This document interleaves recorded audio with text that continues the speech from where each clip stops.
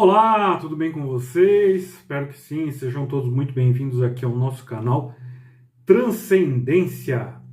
E se você ainda não me conhece, eu sou André Otávio Assis Muniz, obviamente você está no canal Transcendência, e hoje eu vou continuar ainda a falar da questão do Dalai Lama, né? Então, continuando ainda a falar dessa questão, algumas pessoas estão usando desculpas das mais esfarrapadas possíveis para dizer que não foi nada daquilo, que a mente ocidental não entende, que é um costume tibetano, que é um costume dos incas venusianos, que o bom velhinho está caducando, que foi a língua do vovô careca, que ele não tinha intenção, etc, etc, etc. Se fosse só a passação de pano habitual, ok, eu não falaria nada sobre isso, já que eu sei perfeitamente bem que esses grupos são panelinhas de autoglorificação que têm uma autoimagem muito distorcida, que se acham inatacáveis, que se acham gloriosos, paladinos da ética moderna, paladinos da cabeça aberta, tão aberta que o cérebro se perde pelo caminho, né, muito superiores a todos os que possam vir a criticá-los e que sempre dão de ombros, né, para qualquer crítica, dando risadinhas e preferindo a fofoquinha em seus grupinhos fechados do que qualquer debate aberto e franco. Mesmo porque, além de xingarem os outros de falsos budistas ou fazerem acusações vazias, como tantas vezes fizeram a mim, eles não têm muitas condições de debater. No entanto, como estão usando a questão dos preceitos de Bodhisattva, eu vou falar algumas coisas aqui. É minha obrigação esclarecer para que as pessoas que não conhecem o budismo e leem essas desculpas não fiquem pensando que a doutrina budista é maloca de vagabundo, que esconde mal feito e que estimula a lei do silêncio. Em primeiro lugar, a maioria dos grupos radicados no Brasil não usa preceitos de Bodhisattva como estão estabelecidos no Sutra Mahayana da rede de Brahma. Esses grupos usam adaptações feitas por suas instituições ou por seus mestres. Então, uns usam 10 preceitos modificados, outros fazem um único voto prometendo seguir os ensinamentos, e outros não usam preceito nenhum. Ou seja, esse pessoal vir falar em preceitos de Bodhisattva é piada de mau gosto, tendo em vista que eles não receberam esses preceitos e não seguem nem aqueles que eles receberam, se é que eles receberam algum. Há um grupo japonês, a Sotoshu, que diz transmitir os 10 grandes preceitos de Bodhisattva, mas a lista que eles transmitem é modificada e não segue de modo ortodoxo o que está no Sutra Mahayana da rede de Brahma. Eu vi também uma ou outra pessoa, né, falando de um livro do Kelsang Gyatso sobre os votos de Bodhisattva, dizendo que lá é dito que é proibido falar dos erros da Sangha, né? Então a pessoa leu aquilo ali e acha que entendeu muito bem o que está escrito ali sobre os votos de Bodhisattva. E a coisa vai tomando uns contornos cômicos, né? Tendo em vista que o grupo do Kelsang Gyatso é o principal grupo internacional de oposição ao Dalai Lama, tendo organizado uma porção de manifestações contra ele por conta da questão do Shugden. Então os cartazes exibidos nessas manifestações chamam o Dalai Lama de mentiroso e de outras coisas mais. Ou seja, acho que esse pessoal brasileiro que está citando o Kelsang Gyatso para defender o Dalai Lama não entendeu muito bem o que o Kelsang Gyatso quis dizer ali.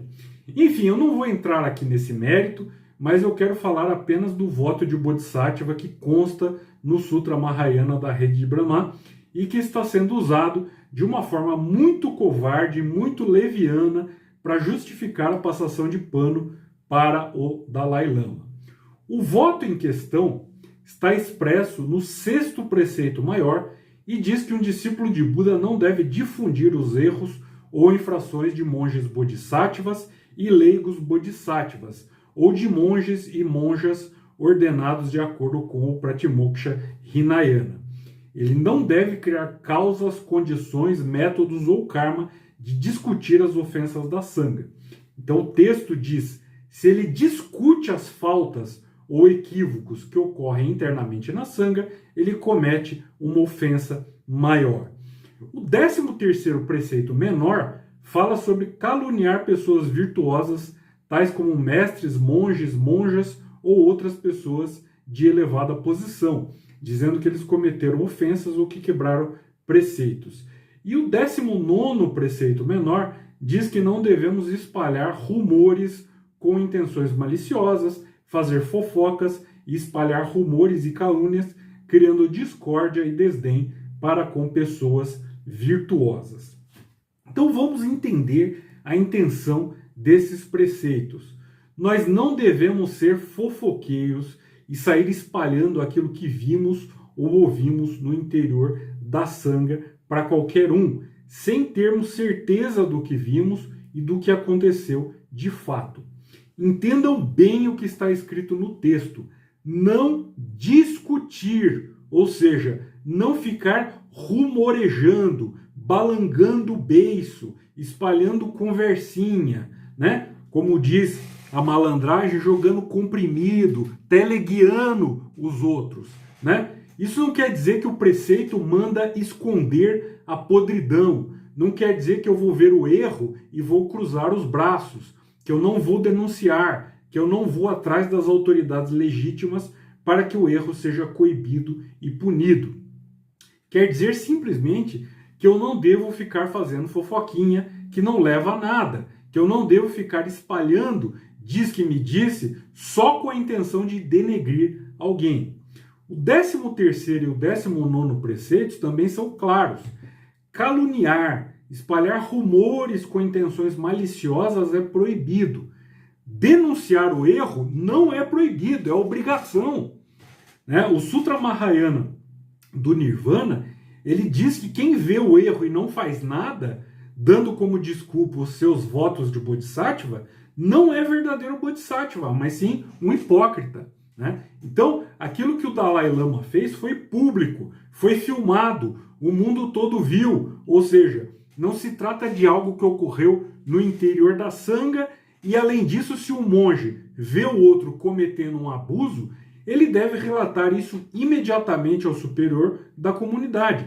Entendam bem, ele não vai ficar fofocando com os outros, ele não vai deixar que a coisa se espalhe como uma mancha de óleo nas panelinhas, né? Mas ele vai relatar o que viu diretamente ao superior e, se for o caso, se o culpado não se acusar na reunião onde se recitam os preceitos, que é chamada de upavassata ou uposata, né? Quem viu deve acusá-lo diante de todos. Né? Então, num caso público que se espalhou como um hidrante de diarreia pela mídia, é óbvio que as comunidades budistas têm a obrigação de se posicionar e deixar bem clara qual é a posição do Dharma. Né? O Dalai Lama quebrou o 3º preceito maior de Bodhisattva, ou seja, ele cometeu conduta sexual imprópria, engajando-se em um ato licencioso. E ato licencioso não é somente ato sexual em si, mas tudo aquilo que cria causas e condições para obter prazer sexual de modo impróprio e abusivo. Né? Então, o que eu acho mais nojento dessa história é essa hipocrisia geral. Né? Então, quando é para se abster de bebidas alcoólicas, do consumo de carne, de tantas outras coisas que os preceitos de Bodhisattva falam, esse pessoal relativiza tudo. Né? Quando eles se reúnem para meter o pau nos outros, para inventar mentiras e maldades sobre desafetos, aí não tem preceito de Bodhisattva nenhum. Agora, quando é para defender o ídolo deles, aí todo mundo saca os preceitos de Bodhisattva e começa a usar como desculpa, né, de uma forma escrotamente distorcida. Tomem vergonha na cara, seu bando de hipócritas. Né? Venham debater comigo, venham falar de preceito de Bodhisattva comigo, bando de hipócritas. Bom, obrigado a você que assistiu até aqui, um abraço e até o nosso próximo vídeo. Tchau.